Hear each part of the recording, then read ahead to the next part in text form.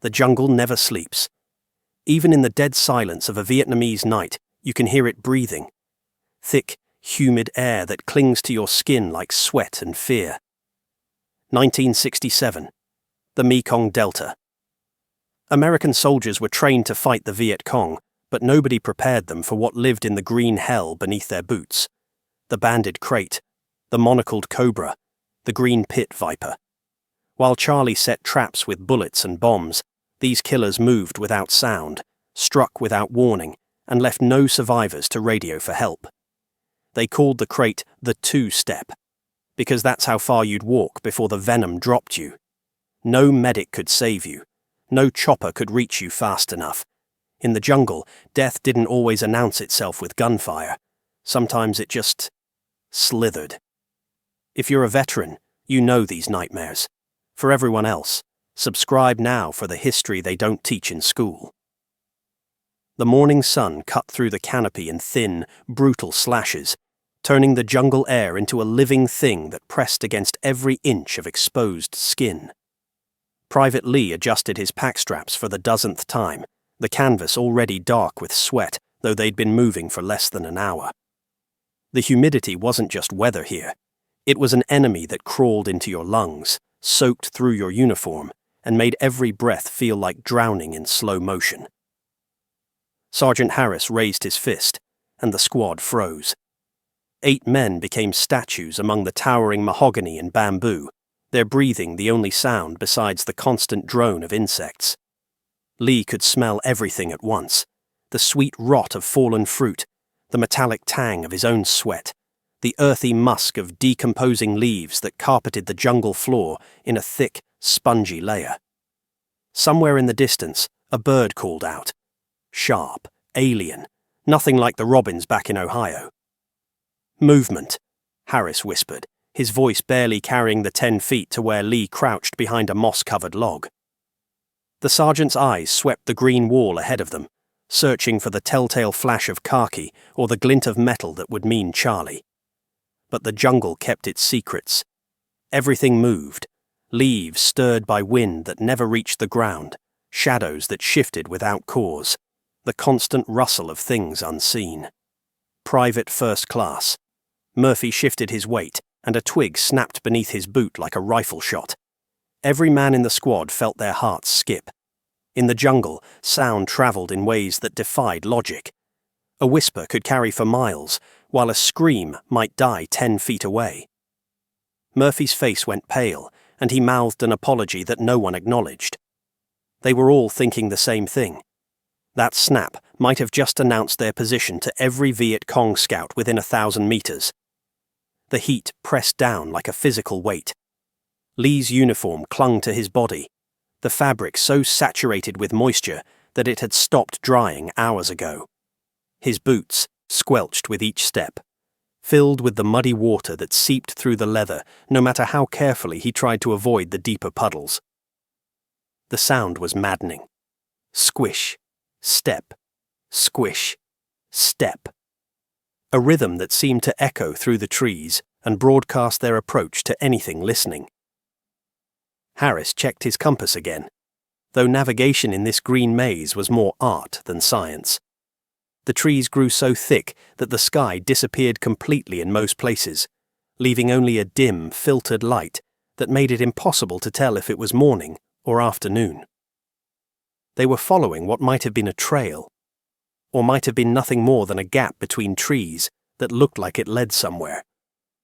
In the jungle, you learn to trust your instincts, even when those instincts screamed that you were walking into a trap. The smell hit them before they saw the clearing. Death had its own signature here. Not the clean, quick death of a bullet, but the slow decay that came with heat and moisture. Something large had died recently, and the jungle was already claiming it back. Flies rose in black clouds from whatever lay hidden in the undergrowth, their buzzing adding another layer to the constant soundtrack of chirps, clicks, and calls that never stopped. Lee tried to breathe through his mouth, but that only made it worse. The taste of rot settled on his tongue like a film he couldn't wash away. His stomach churned, but he kept moving. In the jungle, You learned to ignore your body's protests. The alternative was falling behind, and falling behind meant dying alone. They approached the clearing with the methodical caution of men who had learned that open spaces were killing grounds. Harris signaled, and the squad spread into a loose line, each man covering a different angle of approach. Lee could feel his heart hammering against his ribs as he scanned the tree line beyond the clearing. Every shadow could hide a sniper. Every bush could conceal a machine gun nest. The Viet Cong were masters of camouflage, able to disappear into the landscape so completely that you might not see them until the muzzle flash lit up their position. The clearing was smaller than it had appeared from the trees, maybe 20 meters across, carpeted with knee-high grass that had grown up around the stumps of what had once been a stand of bamboo. Someone had been here recently.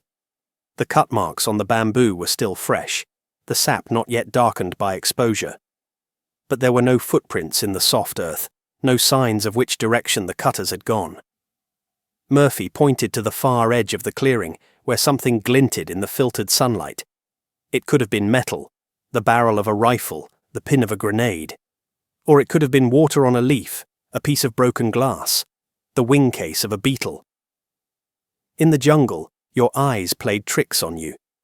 The constant filtering of light through leaves created patterns that looked like faces, shadows that moved like men, reflections that suggested weapons where none existed. Harris held up 2 fingers, then pointed to his own eyes, then to the tree line. Watch. Wait. The squad settled into the undergrowth at the clearing's edge, becoming part of the landscape themselves. This was the hardest part. The waiting. Your muscles cramped from holding position. Insects found every gap in your clothing, every inch of exposed skin. The heat built up under your helmet until sweat ran into your eyes, stinging and blurring your vision. But you didn't move. Movement meant death. Minutes passed like hours. Lee found himself cataloguing every sound, every shift in the light, every change in the pattern of shadows across the clearing. His fingers were cramped around his rifle grip, the metal slick with perspiration despite the canvas wrapping. The jungle around them seemed to pulse with hidden life, things moving just beyond the edge of vision, sounds that might have been wind, or might have been something else entirely. Then Harris saw it. A flicker of movement in the grass, too purposeful to be wind, too fluid to be human. Something was there, in the clearing, moving through the tall grass with a sinuous motion that made the sergeant's blood run cold. He'd seen that kind of movement before, in the villages, in the rice paddies, in the tunnels where Charlie liked to hide his supplies. It was the movement of something that belonged here, something that had been in this jungle long before the first American boot touched Vietnamese soil. The squad watched in silence as the grass parted and closed again, marking the passage of something they couldn't see but knew was there, something that moved without sound, without haste, with the patient confidence of a predator that had never known fear. In the jungle, even the smallest movement could be an enemy, and sometimes the enemy didn't move at all. The darkness came fast in the jungle, dropping like a curtain the moment the sun disappeared behind the canopy. By 1800 hours, the squad had established their night defensive position in a rough circle among the buttress roots of an ancient dipterocarp tree. The massive trunk rose into the blackness above them, its surface slick with moisture that dripped steadily onto their helmets with soft, irregular taps that sounded like approaching footsteps. Lee pressed his back against the curved root wall and tried to ignore the dampness seeping through his uniform. The night brought its own catalogue of sounds, the rustle of things moving through the leaf litter, the distant splash of something entering water, the hollow boom of a fruit falling somewhere in the darkness. Every noise made him tense, made his fingers tighten on his rifle grip until his knuckles ached from the strain. The air itself had weight here, thick with moisture, and the smell of decay that never left the jungle floor. It pressed against his face like a wet cloth, making each breath feel insufficient. His uniform had given up any pretense of drying hours ago. The fabric clung to his skin, chafing at his neck and wrists where the seams rubbed with each movement. His boots squelched when he shifted position, the leather so waterlogged that his feet felt like they were trapped in buckets of warm soup. Murphy was on watch to his left, a shadow barely visible 5 feet away. The man's breathing came in short, shallow bursts that spoke of nerves stretched to the breaking point. Every few minutes, Murphy would turn his head slightly, scanning the darkness for movement that probably wasn't there. The jungle played tricks on your eyes at night. Shadows became soldiers. Hanging vines turned into rifle barrels. The spaces between trees filled with shapes that vanished the moment you looked directly at them. Lee felt it first as pressure against his left calf, a sensation so slight he almost dismissed it as a shifted root or a fold in his trouser leg. But the pressure moved, sliding upward with deliberate slowness, following the line of his leg with a weight that was definitely not fabric. His breath caught in his throat, and every muscle in his body went rigid. Something was touching him, something alive. The movement continued, methodical and unhurried, wrapping around his leg just below the knee. Lee's mind raced through the possibilities, each one worse than the last. In the darkness, he couldn't see what had found him, couldn't identify the threat that was now coiling around his lower leg with muscular precision. The weight increased gradually, bands of pressure that pulsed and shifted as whatever it was adjusted its grip. Then came the pain, sharp, sudden, like 2 needles driven into the meat of his calf. The sensation was clean and precise, nothing like the ragged tear of shrapnel or the burning punch of a bullet. This was surgical, deliberate, the kind of pain that spoke of hollow fangs designed by evolution to deliver death with maximum efficiency. Lee jerked involuntarily, a movement that earned him a hiss from Murphy and sent the creature around his leg into motion. The coils tightened, then released, and Lee felt the thing slide away into the darkness with the same fluid motion that had brought it to him. In the space of 3 seconds, it was gone, leaving only the twin punctures in his calf and the metallic taste of fear in his mouth. The jungle settled back into its rhythm of drips and rustles, as if nothing had happened, as if death hadn't just brushed against him in the dark. Lee's hand went to his leg, fingers finding the wet spots where fabric had been penetrated. The wounds were small, barely larger than pinpricks, but they burned with an intensity that seemed to spread outward from the bite site.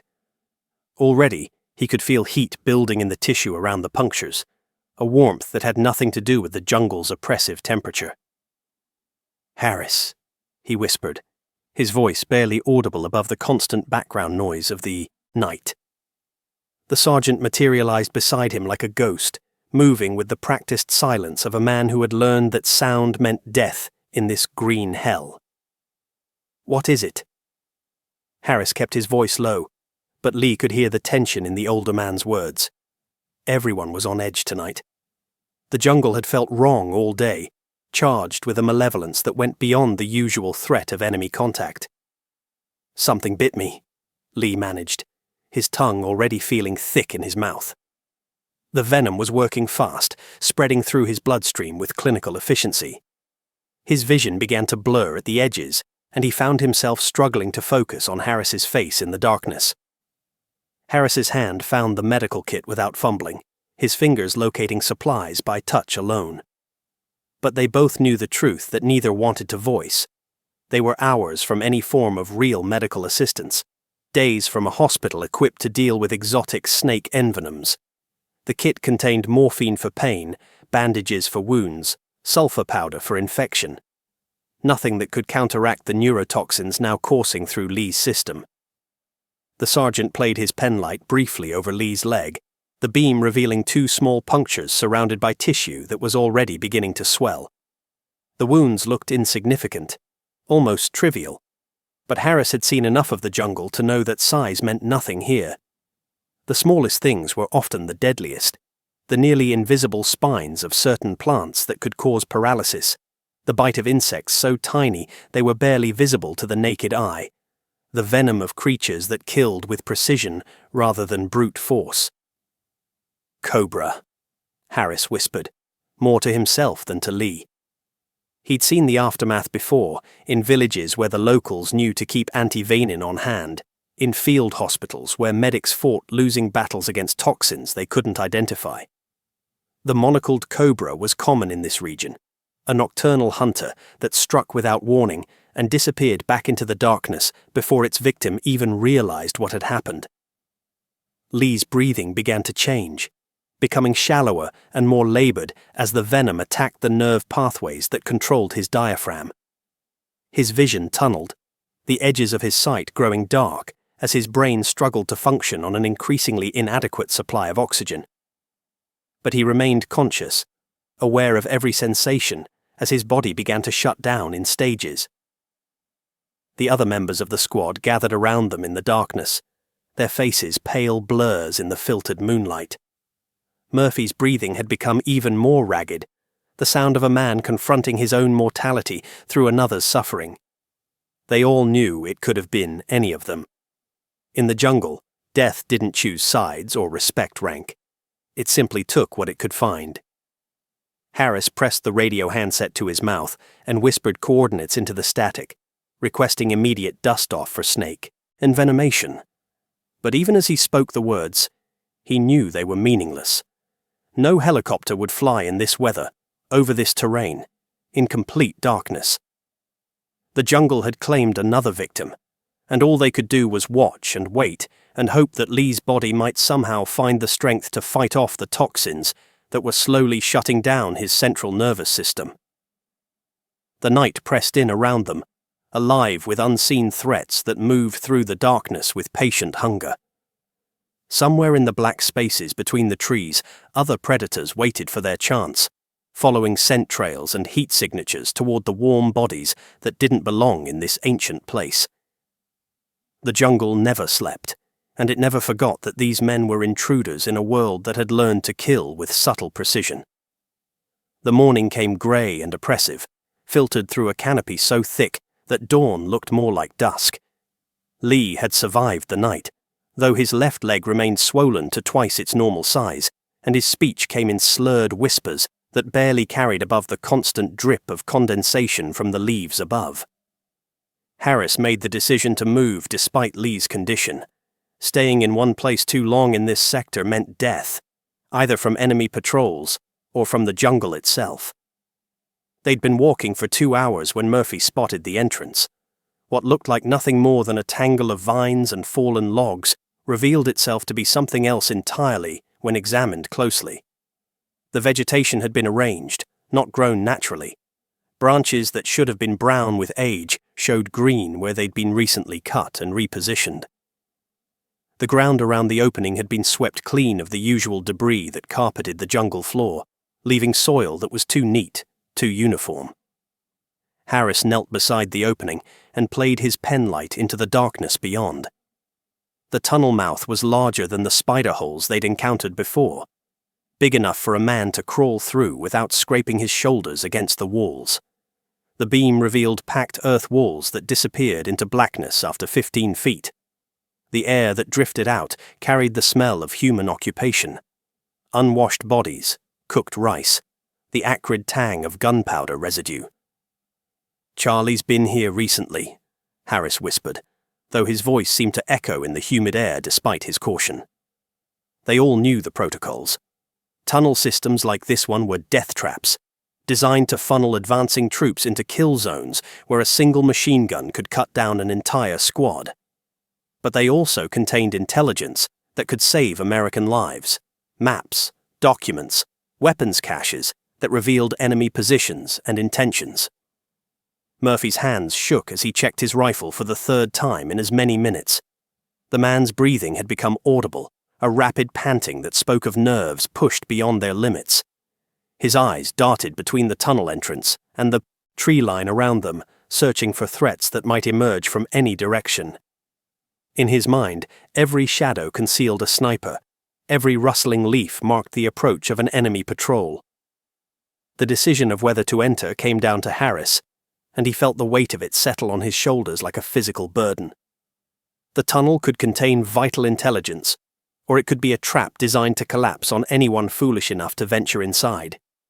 It could be empty, abandoned weeks ago when the Viet Cong moved their operations elsewhere. Or it could be occupied, defended by fighters who knew every inch of the underground maze and had prepared it specifically for killing Americans. As Harris aimed his light deeper into the opening, something moved at the very edge of the beam's reach.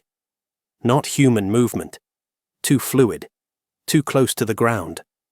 The motion was sinuous, deliberate, following the curve of the tunnel wall with practiced ease. Harris kept the light steady, though his finger tightened on the trigger of his rifle. Whatever was down there belonged in this place, in ways that he and his men never would. "Jesus Christ," Murphy breathed, his voice cracking on the words. He'd seen it too, that flowing motion that spoke of muscles without bones, of things that could compress their bodies to fit through spaces no larger than a silver dollar. The jungle was full of such creatures, adapted over millions of years to exploit every niche, every hiding place, every opportunity for ambush that the environment provided. The snake emerged gradually, its triangular head appearing first at the edge of the light. The scales were bright green with irregular white markings, camouflage so perfect that it seemed to shimmer in and out of visibility as it moved. A green pit viper, one of the most venomous creatures in Southeast Asia, equally at home in the trees or on the ground, in water or in the close confines of human-made tunnels.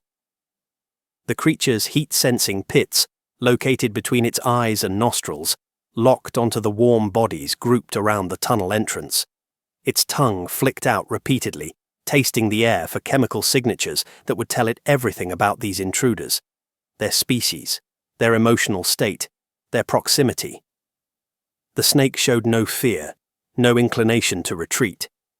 It had been here first, had claimed this territory long before humans arrived with their wars and their tunnels.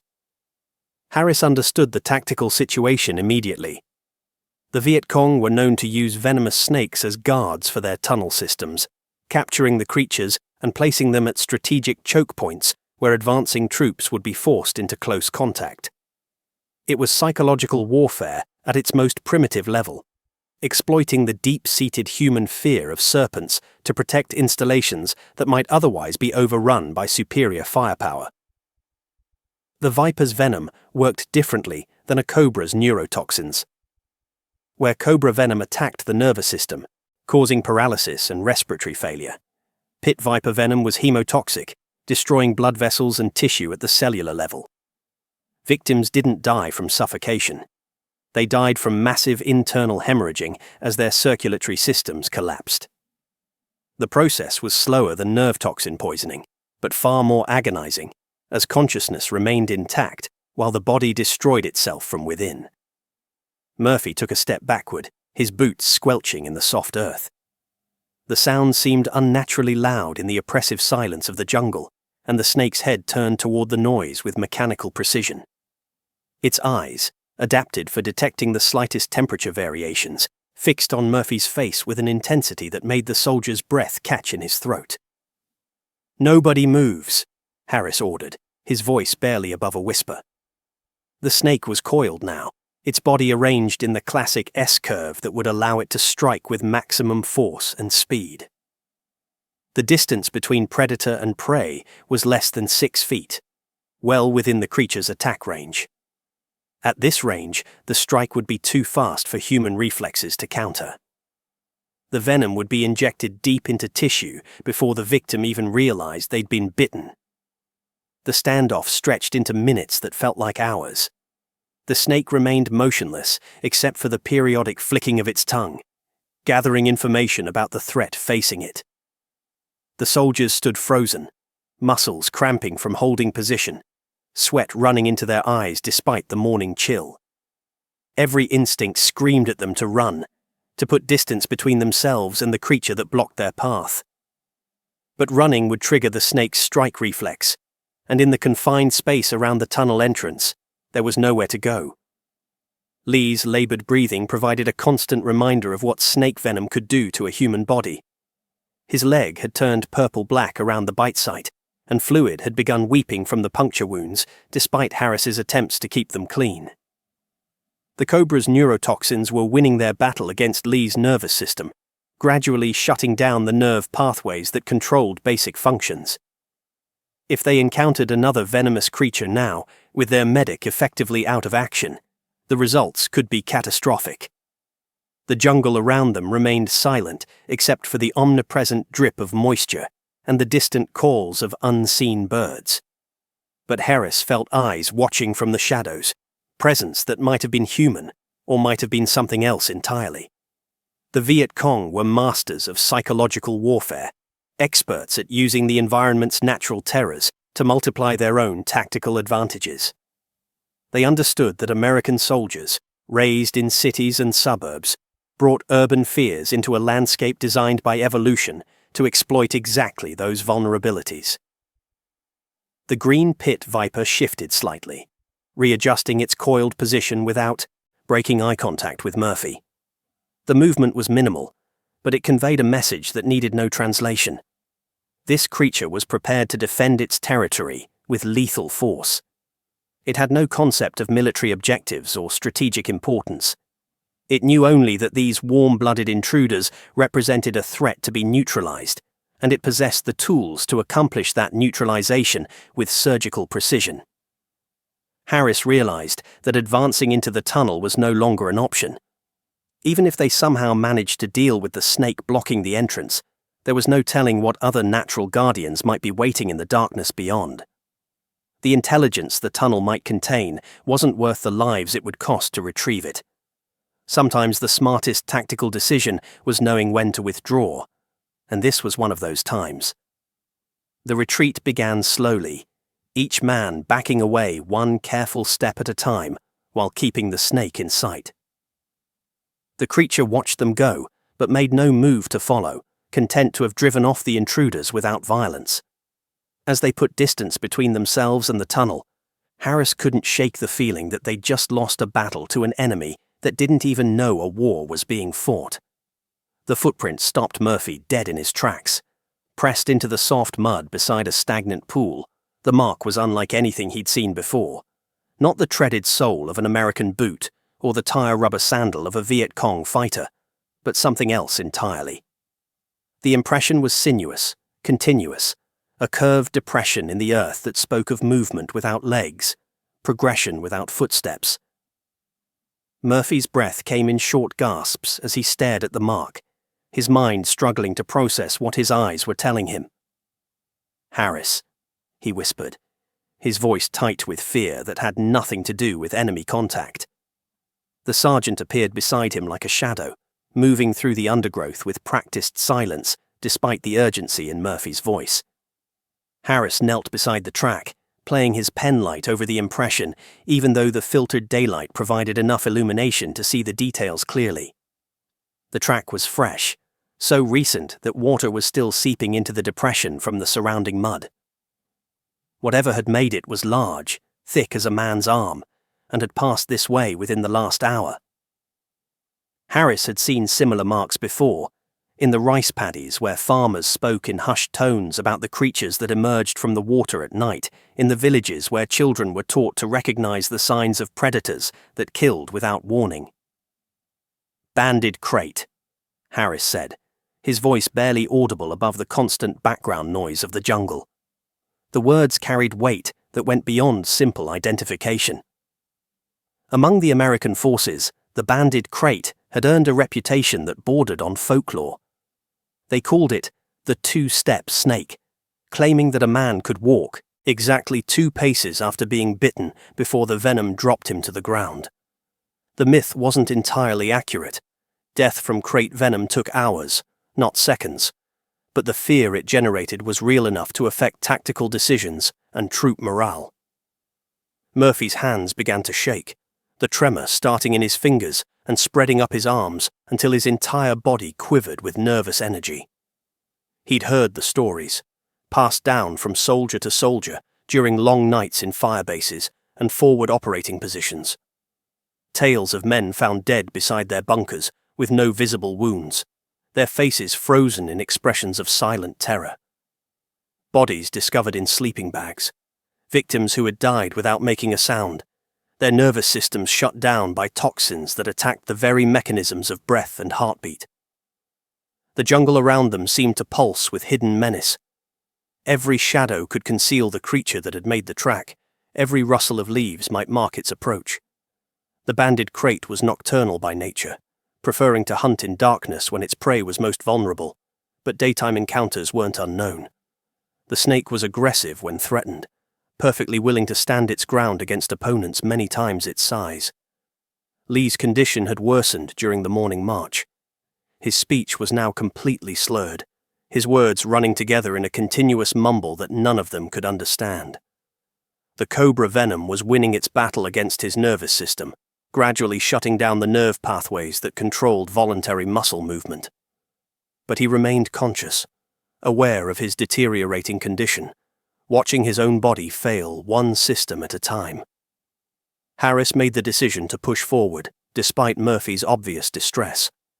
They couldn't remain stationary in this sector. Intelligence reports indicated heavy enemy activity, and a static position would eventually draw the attention of Viet Cong patrols. The supply drop was scheduled for 1400 hours at coordinates 3 kilometers to the north, and they needed to reach the landing zone before the helicopters arrived. Staying behind schedule meant risking the loss of medical supplies that might save Lee's life. The track led deeper into the jungle, following a game trail that wound between massive trees whose buttressed roots created natural corridors in the forest floor. Murphy found himself studying every inch of ground before placing each foot, searching for the telltale depression that would indicate the presence of the creature he'd learned to fear above all others. His breathing became increasingly labored, not from exertion, but from the psychological strain of knowing that death might be coiled beneath the next fallen log or hidden in the next tangle of vines. The folklore surrounding the banded krait had taken on a life of its own among American forces. Stories circulated about entire patrols found dead without explanation, their weapons unfired and their radio equipment intact. Tales of sentries discovered slumped over their posts, victims of a killer that struck without warning and disappeared back into the darkness before its presence could be detected. The reality was less dramatic, but no less deadly. Krait venom attacked the central nervous system with clinical efficiency, causing respiratory failure through progressive paralysis of the muscles that controlled breathing. Murphy's paranoia infected the entire squad. Men who had learned to ignore sniper fire and artillery bombardments found themselves jumping at every sound, scanning the ground with obsessive attention to detail. The psychological impact of an invisible enemy was far greater than that posed by human opponents. You could fight back against soldiers, could return fire and take cover and call for support. Against a creature that moved without sound and struck without warning, there was no defense except constant vigilance and the hope that your luck would hold for one more day. The heat built as the morning progressed, turning their uniforms into sodden shrouds that clung to their bodies with suffocating persistence. Murphy's sweat had nothing to do with temperature.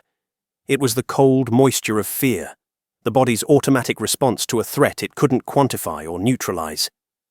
His rifle felt slippery in his hands, despite the canvas wrap around the grip, and he found himself checking the safety mechanism compulsively, as if the weapon could provide protection against an enemy that killed with chemistry rather than kinetic energy.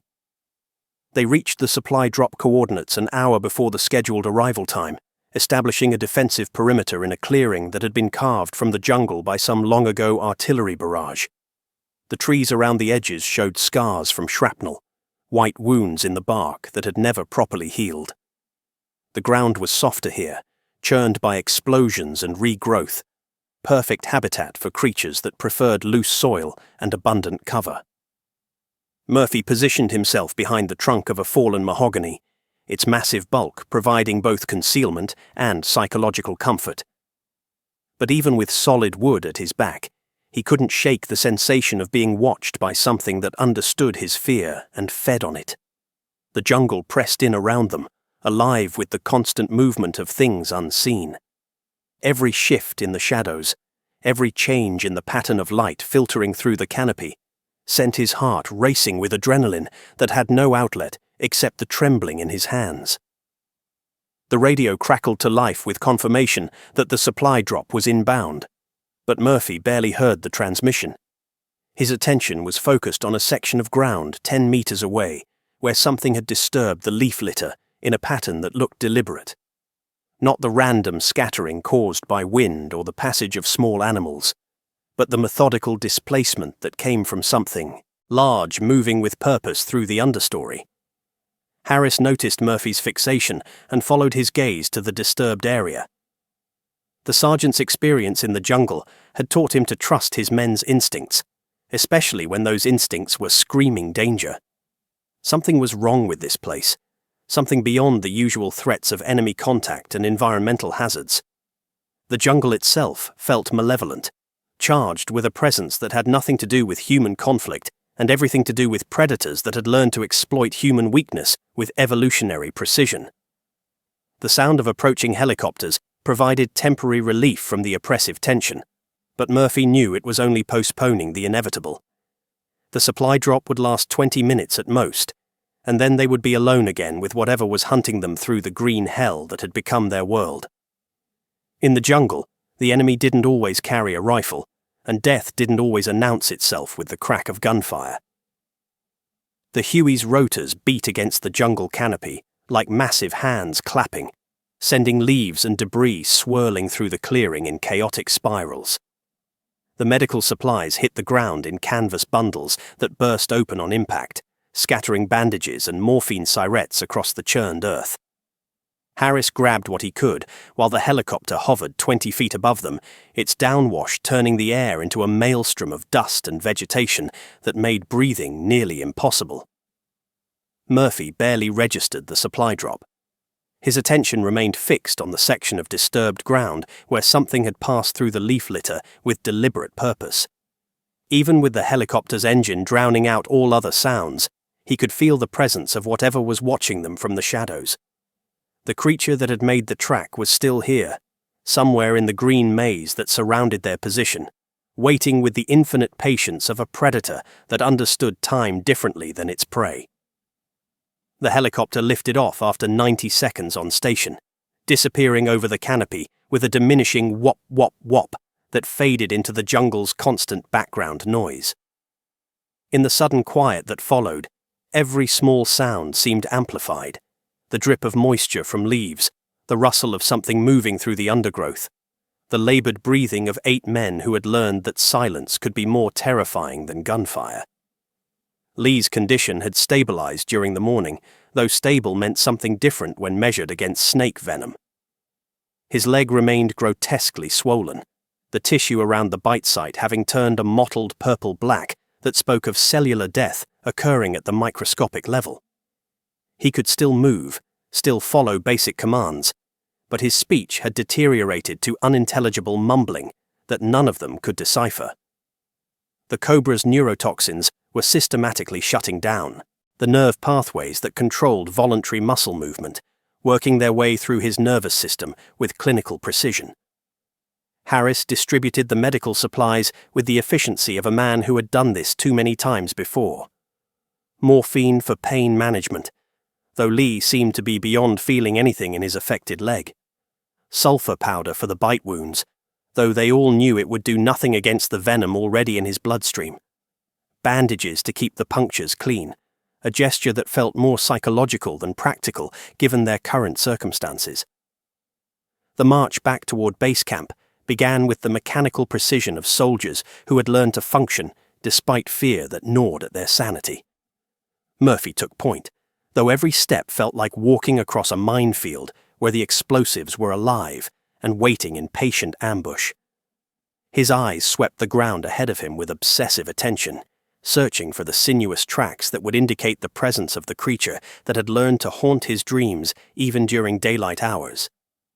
The jungle path wound between trees so massive that their trunks disappeared into the green darkness above, creating a world of perpetual twilight where shadows moved with their own malevolent life.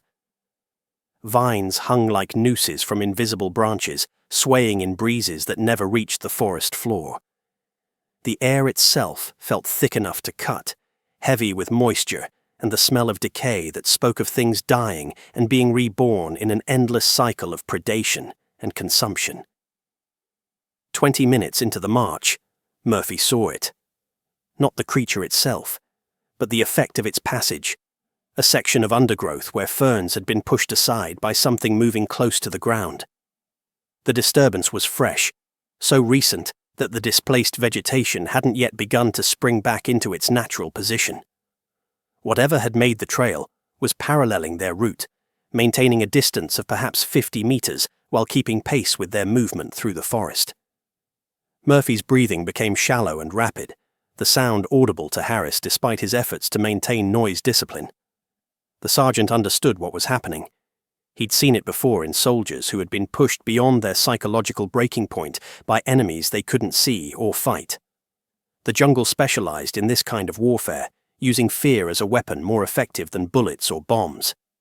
It turned strong men into nervous wrecks who jumped at shadows and saw threats in every rustling leaf. The tracking continued for another hour, the invisible presence maintaining its parallel course through the jungle with predatory patience. Sometimes they would find fresh sign, a bent branch, disturbed soil, the faint scent of musk that spoke of a creature marking territory that these intruders had violated. Murphy began to understand that they weren't hunting the snake. The snake was hunting them, following their heat, signatures and scent trails with senses evolved over millions of years for exactly this purpose. Harris called a halt beside a stream that cut through the forest floor in a series of rocky pools connected by narrow channels. The water looked clear enough to drink after purification tablets, and they needed to refill their canteens before the final push toward base camp. But Murphy refused to approach the water's edge, understanding instinctively that streams and pools were killing grounds where predators waited for prey to expose themselves while drinking. The banded krait was semi-aquatic, equally comfortable in water or on land, capable of remaining submerged for extended periods while hunting fish or frogs or unwary mammals that came to drink. Its venom was designed for aquatic prey, optimized for rapid paralysis that would prevent victims from escaping into deep water where they might drown before the snake could consume them. Applied to human physiology, the same toxins caused respiratory failure through progressive paralysis of the muscles that controlled breathing. Lee collapsed beside the stream without warning, his legs simply giving out as the venom reached critical concentration in his nervous system. He didn't cry out. The paralysis had progressed too far for vocalization, but his eyes remained alert, conscious, aware of everything happening around him while his body shut down one system at a time. Harris knelt beside him, checking pulse and respiration with the practiced efficiency of a field medic, though they all knew there was nothing more that could be done with their limited supplies. Murphy watched the water's surface with paranoid intensity, searching for the telltale ripples that would indicate something moving beneath the apparently calm surface. The jungle around them had fallen into an unnatural quiet, the usual background noise of insects and birds replaced by a silence that felt expectant, pregnant with unspoken threats. Even the stream seemed to murmur more quietly, as if the water itself was holding its breath. The attack came without warning from a direction none of them had been watching. Not from the water or the obvious concealment of the undergrowth, but from above, dropping from a branch that overhung the stream like a natural bridge. Murphy saw it first, a thick banded coil unwinding from the foliage with fluid grace, descending toward them with the inevitability of gravity itself. The banded krait struck Jenkins before anyone could shout a warning, its fangs sinking deep into the soft tissue of his neck just below the helmet line. The bite was clean and efficient, delivered with the precision of a surgical instrument designed by evolution for maximum lethality. Jenkins spun around, his hand going to his throat, his eyes wide with the sudden understanding of what had just happened to him. The snake released its grip and began to withdraw, flowing back up into the canopy with the same liquid motion that had brought it down. But the damage was done. Jenkins was already showing the first signs of envenomation, his speech becoming slurred as the neurotoxins began their systematic assault on his central nervous system. In the jungle, death didn't always announce itself with the crack of gunfire. Sometimes it just dropped silently from above, patient and methodical and utterly without mercy.